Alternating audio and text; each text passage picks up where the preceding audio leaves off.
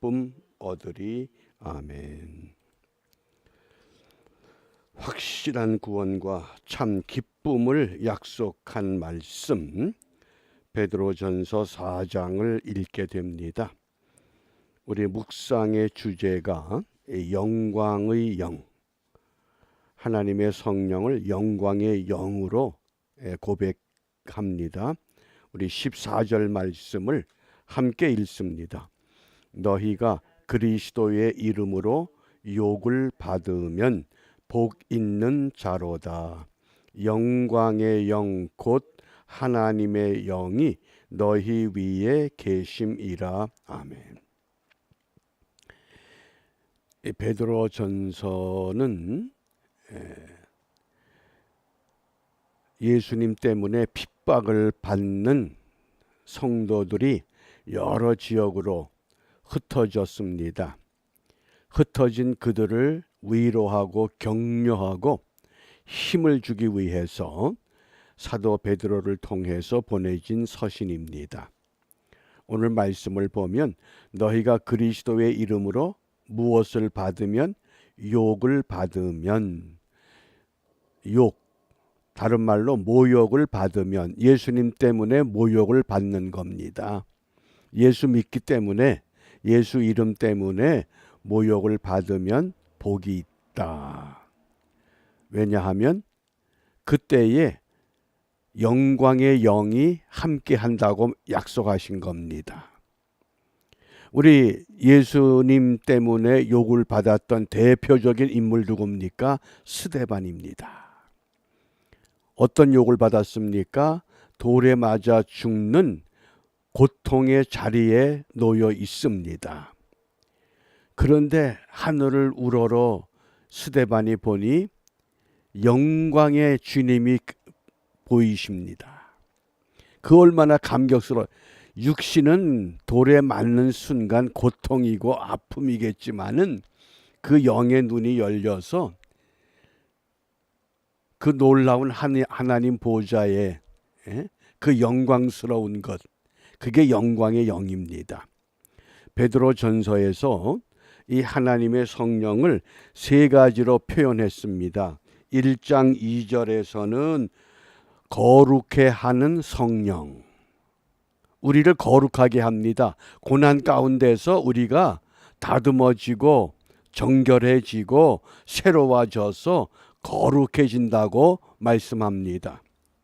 또 1장 11절에서는 그리스도의 영이 고난을 통해서 장차 우리가 누릴 영광을 약속합니다. 거룩하게 하고 고난 가운데서 영광을 보게 합니다.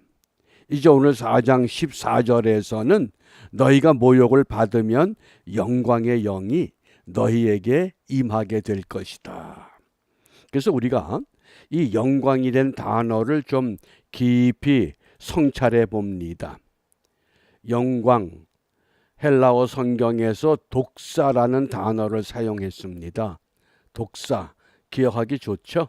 독사가 영광입니다. 그런데 이 독사의 어원이 도케오라는 동사입니다. 근데 이 도케오의 뜻이 생각하다, 알다 그런 뜻입니다. 우리가 영광의 영이 우리에게 임하게 하는 신앙생활을 위해서는 생각할 줄 알아야 되고 알아야 됩니다. 무엇을 알아야 됩니까? 오늘 16절 말씀에 보면 만일 그리스도인으로 고난을 받은 즉, 예수님 때문에 고난 받습니다.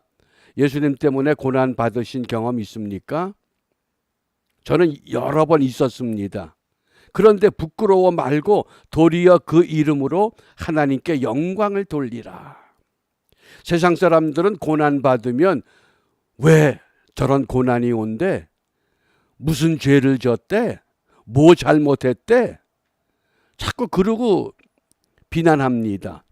그런데 이 말씀을 보면 그리스도인으로 고난을 받은 즉 그런 거 부끄러워하고 개의치 말어라. 오히려 하나님께 영광을 돌리라. 생각을 바꾸라는 겁니다. 고난의 의미를 정확히 알아야 된다. 그러면 영광이 되는 겁니다. 우리가 이 생각이 얼마나 그래서 소중한가. 그 마태복음 5장 3절부터 10절에 보면 팔복이라고 하는 말씀이 나오죠. 이 말씀을 잘 기억해 주셔요. 심령이 가난한 자는 천국이 저희 것이고 의를 위하여 핍박을 받는 자는 천국이 저희 것이다. 이건 현재의 복입니다. 현재 우리가 고난을 통해서 천국을 소유하고 살아가는 겁니다. 그런데 흥미로운 것은 애통하는 자 위로, 온유한 자 땅의 기업, 의에 줄이고 목마른 자 배부를 것, 긍휼히 여기는 자 긍휼히 여김, 마음이 청결한 자 하나님을 볼 것, 화평케 하는 자 하나님의 아들이라 일컬음을 받을 것. 이 6가지 복은 현실의 복이 아니라 미래의 복을 말한 겁니다. 미래의 약속입니다. 그러니까 우리가 고난을 기뻐하고 고난을 두려워하지 않는 까닭은 그 고난 가운데서 무엇을 누립니까? 천국을 소유하는 겁니다. 이 다음에 죽어서 천국이 아니라 천국이 저희 것이다. 이건 현재를 말씀한 겁니다. 지금 내가 살고 있는 그 삶의 자리가 천국이 되어야 한다는 겁니다. 그러기 위해서 오늘 사도 베드로는 고난 가운데 있는 성도들에게 천국을 누리기 위해서 몇 가지를 부탁했습니다. 7절입니다. 만물의 마지막이 가까웠으니 그러므로 너희는 정신을 차리고 근신하여 무엇하라? 기도하라.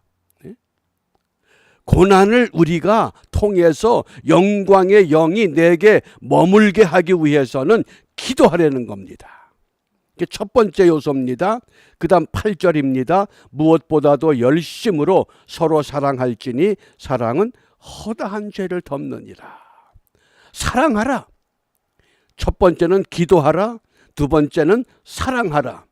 그 다음 세 번째입니다. 10절 각각 은사를 받은 대로 하나님의 각양 은혜를 맡은 선한 청지기 같이 서로 무엇하라? 봉사하라. 그래서 기사봉입니다. 기도하라, 사랑하라, 봉사하라.